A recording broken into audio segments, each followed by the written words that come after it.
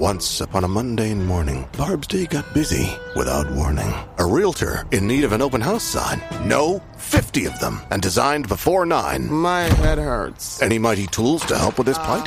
Aha! Barb made her move. She opened Canva and got in the groove. Bulk creating Canva sheets. Create 50 signs fit for suburban streets. Done in a click, all complete. Sweet! Now, imagine what your dreams can become when you put imagination to work at Canva.com. The Stone Zone, entertaining and informative on the Red Apple Podcast Network. You are now entering the Stone Zone. Well, the day has finally come when James Comey, the sanctimonious former FBI director, must finally answer for his treachery. His indictment is not vengeance. It's not revenge. It's not any of those things, despite what the whining talking heads at MSNBC and CNN continue to drone on and on about. It's about the restoration of law and order after years of weaponized double standards, malicious prosecutions, and selective enforcement by the carnivorous Comey cabal that has long devoured innocent men to protect their own corrupt empire. I know firsthand what it means to be on the receiving end of their wrath. When I was falsely accused, a paramilitary-style raid descended on my home at 6 o'clock in the morning. Heavily armed FBI agents, 29 of them in fact, wearing full SWAT gear and night goggles, swarmed my home, but conveniently, of course, they tipped off CNN, who had a camera crew 25 feet from my front door. They treated me as if I was El Chapo. In fact, the truth is, they sent more FBI agents to arrest me than they sent to get Osama bin Laden. And yet, James Comey, the ringleader of the FBI's abuse of power, the man who supervised the circus that ruined lives, has been allowed to stroll into court on his own terms. Why didn't the FBI raid his home at 6 o'clock this morning? Ironically, by the way, both James Comey and I were hit with the exact same charges. So why weren't we arrested in the same manner? But in his case, no sirens, no rifles, no handcuffs. He is granted dignity that I was denied. The hypocrisy is grotesque. But unlike my ordeal, which was a theater of lies, this moment is the dawning of accountability. So make no mistake, this is only the opening salvo. When Comey is forced under oath to reveal his communications, when his clandestine meetings are laid bare, when the protective shields of secrecy are stripped away, it'll be open season on the entire cabal. John Brennan, General James Clapper, Andrew McCabe, Peter Strzok, Andrew Weissman, the most corrupt federal prosecutor in U.S. history, Rod Rosenstein, Robert Mueller himself, even Vice President Joe Biden, and perhaps, if there is a God in heaven, Barack Hussein Obama. The entire cabal behind the greatest single hoax in American political history, the most egregious dirty trick, the largest single abuse of power in political or governmental history, the so-called Russian collusion hoax, as Donald Trump correctly called it from the beginning. This is nothing less than an abuse of power, in which they actually use the full authority of the United States government and the incredible capabilities of our intelligence agencies, utilizing two pieces of evidence they knew from the beginning were completely fabricated. The so-called Steele dossier, that's the fake report that claimed that Donald Trump had dallied with Russian prostitutes in Moscow while visiting there as a private businessman. They knew it was a fabrication. They knew that Hillary Clinton's campaign paid for it. She later paid a substantial fine to the Federal Elections Commission for disguising the payments for that phony report as legal fees. And then there's the fake claim that the Democrat National Committee had been the target of an online hack. They relied not on the FBI, who admitted in my trial that they had never inspected the computer servers of the Democrat National Committee, but on a third-party IT company called CrowdStrikes. But at my trial, the judge specifically refused to let my defense attorneys see the famous CrowdStrikes report. That's because, as we learned later, when Sean Henry, the chief executive officer of CrowdStrikes, who just happened to be a former deputy of Robert Mueller's at the FBI, testified under oath that his report included no proof whatsoever that the Democrat National Committee had been the target of an attack online by the Russians or anyone else. So this whole sordid cast of conspirators, all of whom believe themselves to be untouchable, all of whom believe themselves to be above the law, the time of reckoning is coming for all of them. And with it, the tide has turned. The days of the deep state's impunity, I believe, are numbered. The people have waited too long for justice, but now it is finally here. Yesterday, however, the New York Times propaganda machine is yet again covering up for CIA Director John Brennan, claiming ridiculously that Brennan cannot be prosecuted because Director of National Intelligence Tulsi Gabbard cashiered 37 deep state apparatchiks from the national security apparatus. They argue that federal prosecutors are having a, quote, hard time, close quote, putting together a case against Brennan because Gabbard yanked away the national security clearances for some of these deep state crooks, many of whom were actually involved in the Russiagate scandal. If the New York Times wanted to tell you the truth, they'd write that the holding or not holding of a security clearance has no impact whatsoever on conversations the DOJ is having regarding this ongoing investigation. The clearance only gives you the ability to see new material. It doesn't require you to forget what you've already seen or allow or prevent you from talking or being questioned by anyone in the government under oath about what you know. That's based on a recipient's clearance and need to know, not what you hold clearance for. So if the DOJ has legal right to ask about what the interviewers know, the interviewer's clearance status is completely irrelevant. This is the same approach that was used with the Afghan War Commission, where they wanted to interview personnel who had security clearances revoked. A new clearance did not need to be issued. The New York Times, in this case, is running cover for the deep state with this absurdly false and deliberately misleading article. But since I spent almost 35 years in the corroded rectum of the two-party system, and I'm well acquainted in the ways of the D.C. swamp, I can tell you that this New York Times story was planted. This is a willful effort to try to undermine Tulsi Gabbard, the Director of National Intelligence. Why? Because she's uncovering and declassifying the deep secrets of the deep state. The truth is, Director Gabbard's office handed over a trove of documents and more than sufficient evidence for prosecutors to build a case against CIA Director John Brennan and others who colluded to frame President Trump as a Russian agent. This comes down to federal prosecutors wanting to protect their own. President Trump needs to find out who those individuals are and fire them on the spot for their unwillingness to do what is necessary to drain the swamp. And then, of course, John Brennan himself must be charged. Now, they rushed the charges against James Comey in the Eastern District of Virginia because the charge of lying under oath to Congress and thus obstructing an investigation were set by statute of limits to run out on September 30th. So Eric Siebert, the federal prosecutor in the Eastern District of Virginia, slow-walked this entire investigation, hoping to take it beyond the September 30th date. Amazingly, what Eric Siebert did not disclose was that he had a stunning conflict of interest. This is a story that I broke on the Stone Zone only yesterday. Eric Siebert's father-in-law, that is to say, his wife's father, is the godfather of James Comey's daughter. Yes, you heard that right. So he should have recused himself from day one. Instead, he handed over a 51-page memo outlining why James Comey should not be prosecuted. This is why President Donald Trump fired him. This is why he should have been fired. Into this breach stepped a woman named Lindsay Halligan, She is a tough-as-nails attorney from Fort Lauderdale, Florida, member of the White House staff, an extraordinarily capable attorney. Now, the media has sought to disparage her because she's never been a prosecutor. To me, that means she's just not corrupted by this entire system.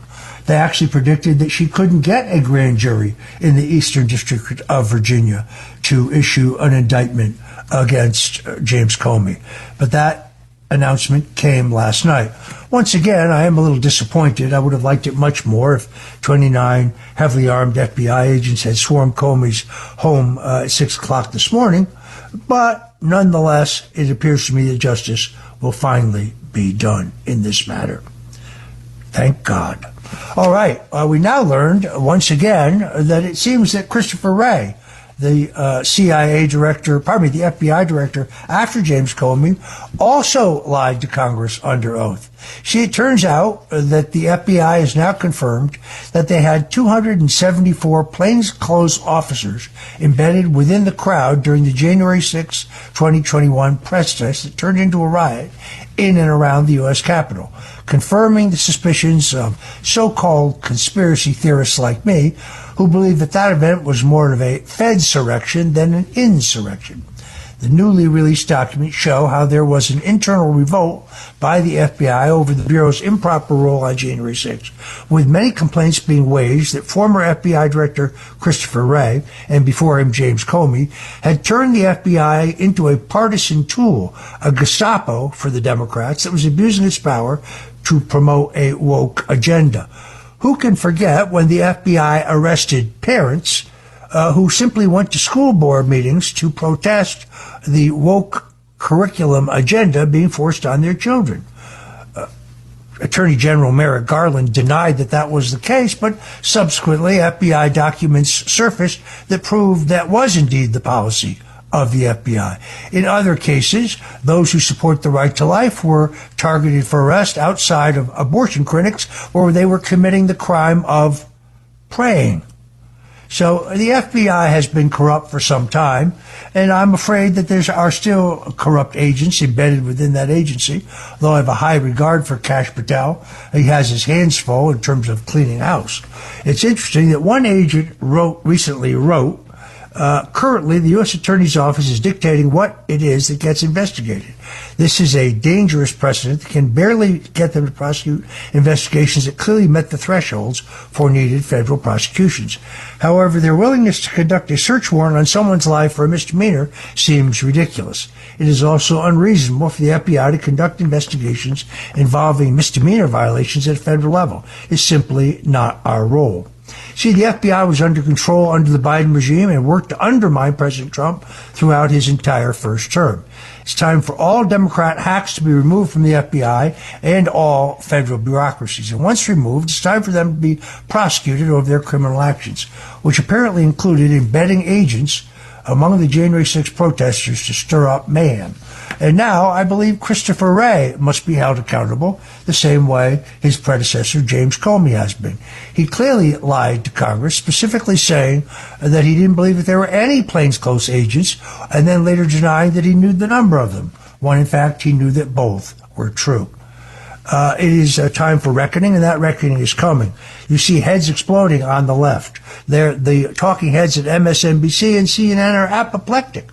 They keep saying that this is weaponization of the criminal justice system, that Trump is out for revenge and retribution, when in fact all Trump is doing is rebalancing the scales of justice so those who very blatantly, very openly broke the law are held to account and are prosecuted for their crimes. I have prayed for this day to come, and now it is here. The indictment of James Comey is, as Robert Mueller said about my indictment, righteous. I'm Roger Stone. You're listening to the Stone Zone, and we'll be right back. This shrimp and coconut sauce is divine. What's your secret? Goya coconut milk. How does it taste so good? It's all in that real coconut flavor and that rich, creamy texture. What about thickeners and added sugars? None. Just smooth, coconutty goodness. What can I make with it? From curries to sweet treats like coconut flan, the possibilities are endless. Goya coconut milk. Take your cooking to the next level. No question about it. Find it in the Goya section of your local grocery store. If it's Goya, it has to be good. Making films? Then you got footage in Dropbox. Scripts and docs, notes and Slack, and no time to hunt. Dropbox Dash, new from Dropbox, pulls it all together so you can focus on the final edit. Learn more at Dropbox.com/dash. The Stone Zone, entertaining and informative. On the Red Apple Podcast Network. I so appreciate the kind words of Vice President J.D. Vance in that clip, and you're back in the Stone Zone. Well, President Trump has now signed an executive order yesterday ordering his entire administration to work on the effort of dismantling left-wing domestic terror groups. The order is focused on finding the funding of these groups, stopping them from committing violence, and shutting them down completely. Let's listen to the president.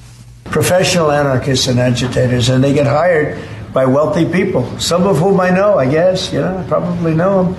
And you wouldn't know it. You're at dinner with them, everything's nice, and then you find out that they funded millions of dollars to these lunatics.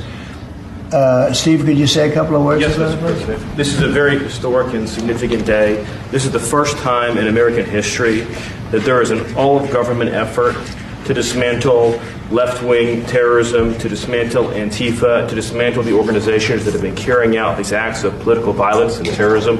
What we have seen, if you look at whether it be going back to the riots that started with Black Lives Matter and all the way through to the Antifa riots, the attacks on ICE officers, the doxing campaigns, and now the political assassinations, these are not lone, isolated events. This is part of an organized campaign of radical left terrorism.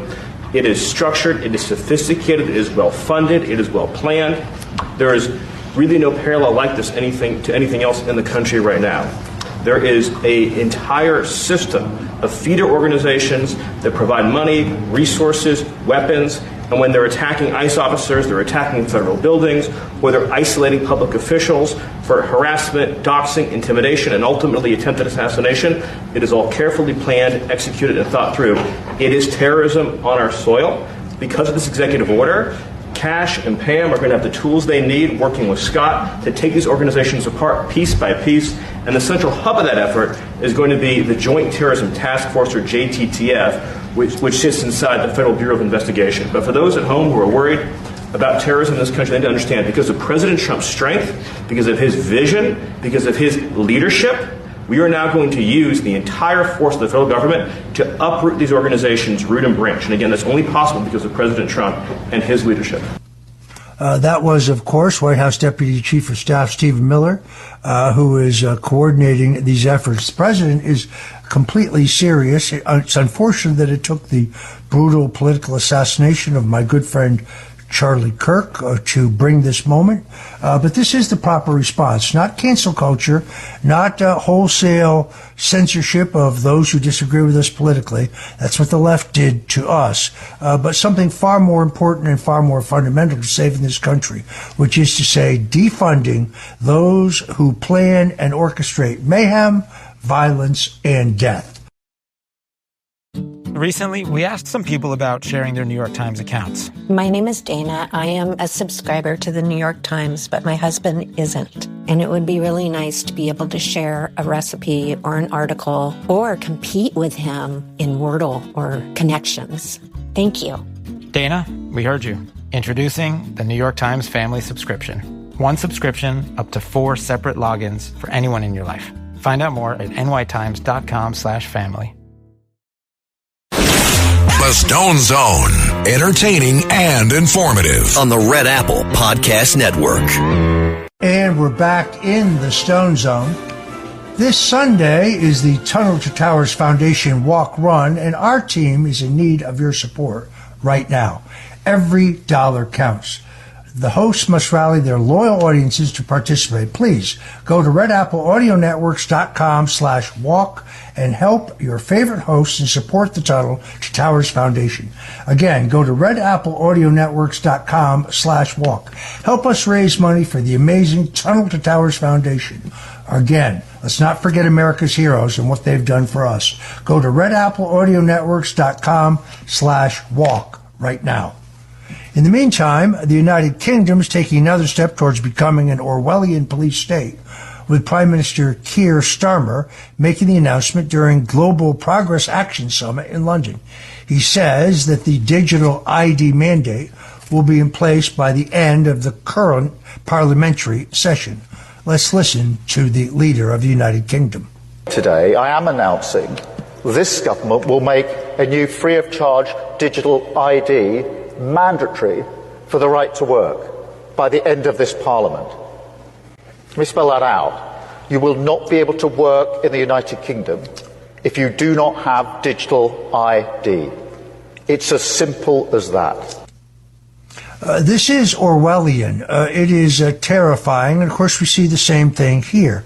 Here we call it real ID. For those who don't know, you currently cannot board an airplane without a real ID or a passport. Very soon, the passport will no longer be acceptable, and every American citizen who wants to fly will have to have a real ID. I think this is Big Brother. I don't like the idea of the government having a database that includes information on every American. But we see this happening right now in the United Kingdom. The regime there, of course, claims it will help crack down on illegal immigration, but that's a ruse. Britain is a nation that has allowed a flood of Muslims into their country, letting them sexually violate their women, and then cracking down on critics who voice their displeasure over the status quo on social media. What is it about this that they must catalog all of their citizens?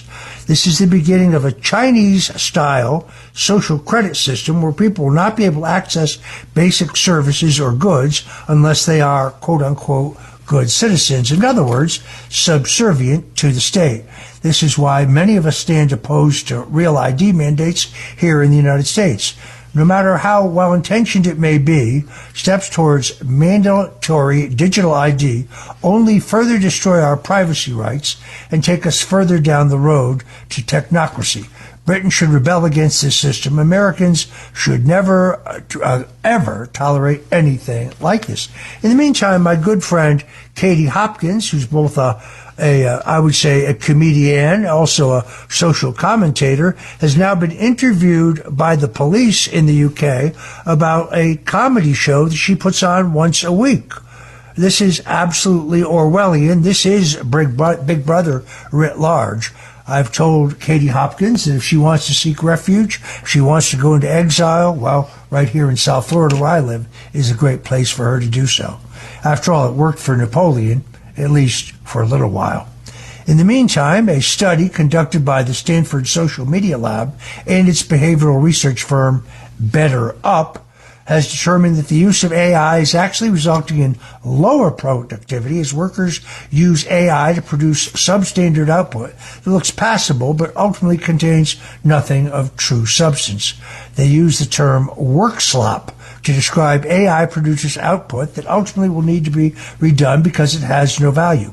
As someone who has to write a daily Substack as well as writing pieces for my website at Stone Zone, I understand when something has been done by AI. I try to do all the work myself. I do use AI for research, but only for research purposes. When you use AI to actually fulfill your voice, well, I consider it cheating, and I understand why they call it work slop. It can take up to 2 hours of work slop to be corrected and reinterpreted, putting a drain on workers' productivity as it needs to correct the many errors of AI to be effective.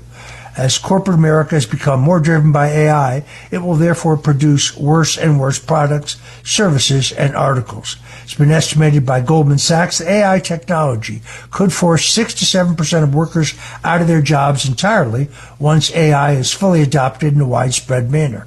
This is, of course, a lowball estimate.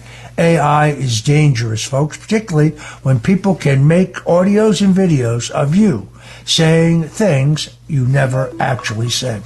There really is nothing more shocking than going online and seeing audios or listening to videos of you, I put quotes around that, saying things you never said. Let me tell you how widespread this abuse is. The January 6th committee actually showed audios and videos that were very definitely AI generated. In fact, I used 2 different AI detection software programs to prove that January 6th falsified their audios and videos of me, putting words in my mouth. But I can't prove it now because, well, the Democrats who dominated that committee destroyed all the records when they lost the majority. We need a new January 6th committee, but we should not accept the appointment of Democrats like Eric Swalwell or Jamie Raskin or others who were actively involved in that criminal hoax on the American people. Meanwhile, enlistments in the U.S. National Guard are soaring as the Department of War, previously known as the Department of Defense, has already shot well past its recruiting goals for fiscal year 2025. This is a complete reversal from the last year of Joe Biden's presidency. Since the Department of War has now announced that since November 2024, the War Department has achieved its strongest recruiting performance in 30 years, with fiscal year-to-date accessions as the end of August reaching 106% of active duty targets. The Army National Guard and the Air National Guard have combined to list almost 50,000 new members this fiscal year as of this month, bringing total National Guard's end strength to over 433,000, surpassing each component's goals and marking one of the most successful recruiting years in a decade. You see, young Americans are regaining their patriotism and their pride of country, and once again, they want to serve the nation. This has to do with the leadership of one Donald J. Trump. Whereas in previous administrations, joining the National Guard may have meant fighting a war in the Middle East based on deceptions and perhaps coming home with a body bag for the military-industrial complex. Now it means going to the border and defending against an invasion of illegal immigrants or helping secure citizens being besieged by left-wing thugs. In other words, the National Guard is finally back to serving national priorities under the Trump administration, and the young people of America are getting this message. The patriotic awakening we're seeing happening is a result of President Trump's MAGA agenda taking hold and completely and totally changing our culture. Meanwhile, President Donald Trump has announced a new round of tariffs, stating that he intends to impose a 25% tariff on all heavy trucks made outside the United States. He will also be imposing a 50% tariff on bathroom vanities, kitchen cabinets, and related products, as well as a 30% tariff on upholstered furniture. And perhaps the most important of his new tariff announcements, he stated that all pharmaceutical products will receive a 100% tariff unless the company is manufacturing its products right here in the United States. This one move has the potential to end China's stranglehold on the production of our medicine. These tariffs are set to go into place on October 1st. I always wondered who in the Bush administration or the Clinton administration or the Obama administration or the Biden administration thought it was a good idea to have all our most important medicines, all of our most important pharmaceutical products produced completely and totally in communist China. Is profit so driving these decisions that we put the national security at risk? Donald Trump is moving quickly to reverse this horrific decision by prior presidents. Even as President Trump receives massive pressure from financial interests to stop the tariffs, he remains steadfast in his America First trade policies because they're working. Just this past month, June, was the first time in 15 years that the United States actually had a surplus. That means that we took in more money than the government paid out. This is unknown in the prior administrations. It's been a long 15 years since this was the case. These tariff policies, what the president has called free trade, at least as it was sold to the American people, has been an abject failure. It essentially hollowed out middle America while allowing corporate interests to reap all the rewards. Under what I call Trumponomics, corporations can still make money, but they have to serve the people of America while doing so. These tariff policies may have their ups and downs in terms of the day-to-day economy, but in the long term, they're putting America back on the trajectory towards prosperity and self-sufficiency, like it was for the first 200 years of our existence, before the neoliberals and the so-called free marketeers took over. It's not that we are against free trade, but we want free and fair trade. For too long, our trading partners had arrangements with the United States that benefited them, but did not benefit us. Donald Trump's been talking about this since, a speech he made in Portsmouth, New Hampshire in 1988, when I first convinced him that he ought to seriously explore running for president. This was the first time he dipped his toe in the water. The time was not right, but the themes of that speech before the Portsmouth, New Hampshire Chamber of Commerce were very, very similar to what he says today. In fact, in that speech, he called for our NATO partners to pay their fair share for their defense in Europe. He insisted that we were sending social workers while our trading partners were sending their best and brightest business minds to negotiate our tariff agreements. This, by the way, was pre-NAFTA and pre-GATT, but Donald Trump correctly said we were being taken to the cleaners. He called for reinvigorating our national defense, which had been allowed to atrophy in the years before he spoke in Portsmouth. He talked about the concept of peace through strength returning as the underlying principle of our foreign policy. In other words, not going around the world looking for foreign wars to get us into, where our inherent national interests were never actually clear. He called for an end to the erosion of our civil liberties, an end to the massive spending and waste of government. We've seen that exposed by Elon Musk and his Doge operation, which uncovered not millions, not billions, but trillions of dollars of waste, fraud, and corruption in federal spending. Waste, fraud, and corruption that will be dealt with in a number of rescission motions by this administration. It is an entirely new day in America, but Donald Trump saw it as early as 1988. He talked about it again in 2000 when the billionaire Ross Perot and his then friend Jesse Ventura, the former professional wrestler who had been elected governor of Minnesota, both urged him to consider a race for president as the Reform Party candidate. The president likes to remind everybody he did not run. He looked at it, but he did not run in that year. But the Reform Party primaries in California and in Michigan, which took place almost a month after Trump announced that he would not be a candidate, had both record turnouts, and Donald Trump won both of them. No, I was among the first in the country that saw that Donald Trump had the capacity to be not just a great candidate for president, but to be a truly great president himself. And I turned out to be exactly right. And now we have a second American Revolution, a complete turning around of the ship of state. I know that there are those who are Trump supporters who may be impatient that everything isn't happening at once. But this president is putting in long hours, and he is entirely focused on making America great again. I actually believe that having the 2020 election stolen from us, as I believe it was a blessing in disguise.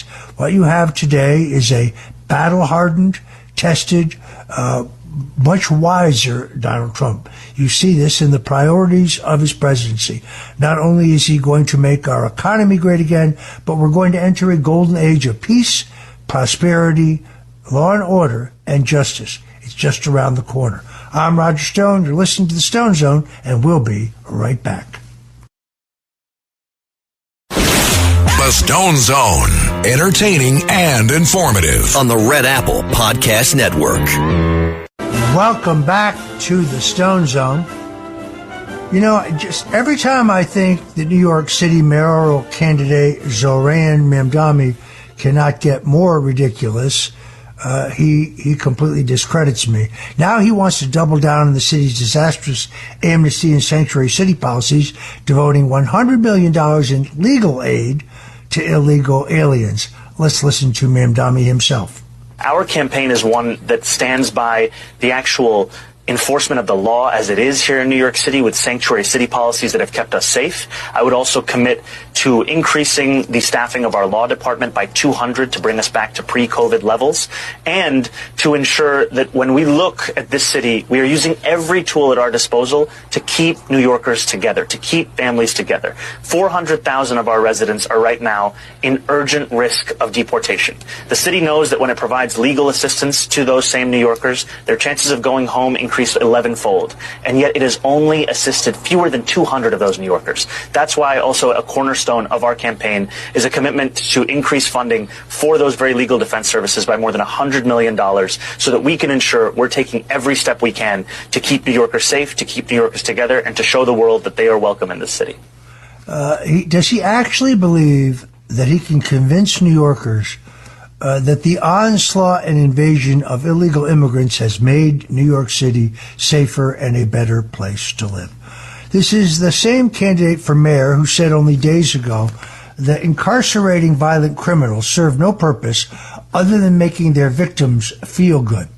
This is the same candidate for mayor who would defund our police, who would do away with cash bail entirely, and who admits that he would pay for all of his give away everything for free programs by raising taxes on, he said it, I didn't, white people.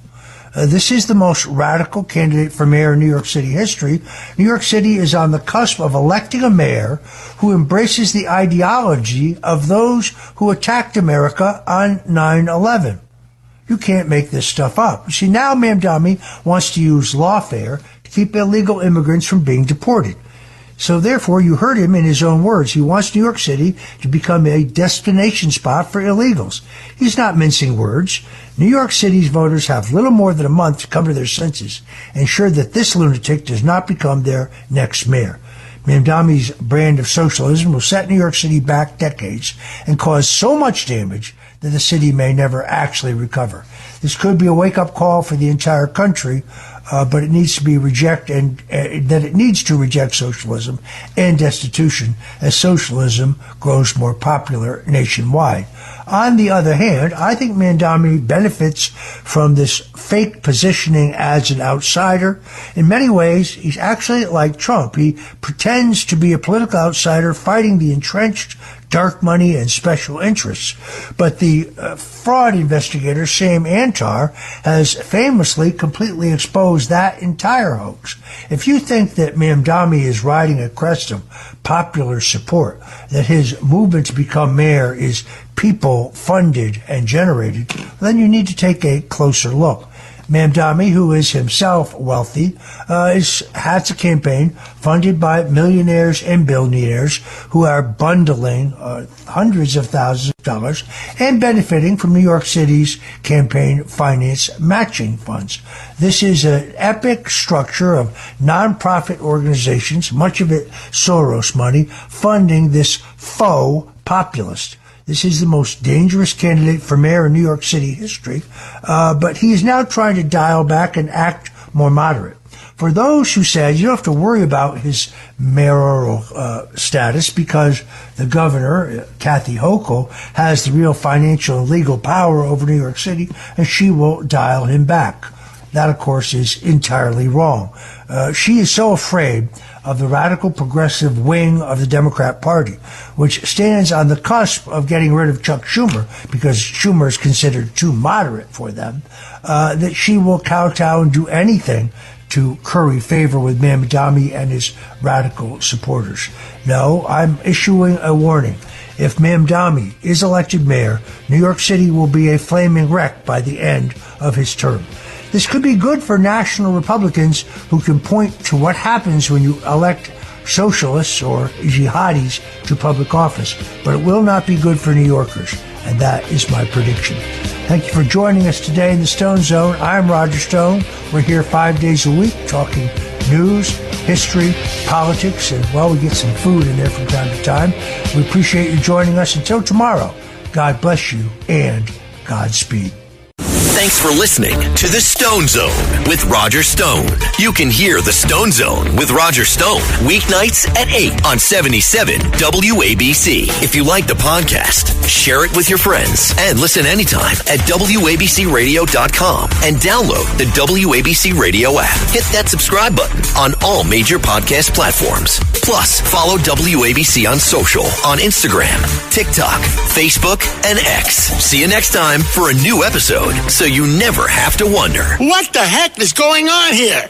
This Sunday is the Tunnel to Towers Foundation Walk Run, and our team is in need of your support. Right now, every dollar counts. The WABC hosts must all rally their loyal audience to participate. Go to WABCRadio.com/walk and help your favorite hosts right here at WABC and support the Tunnel to Towers Foundation.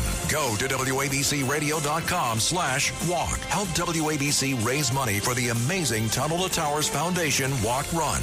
Go to WABCRadio.com/walk.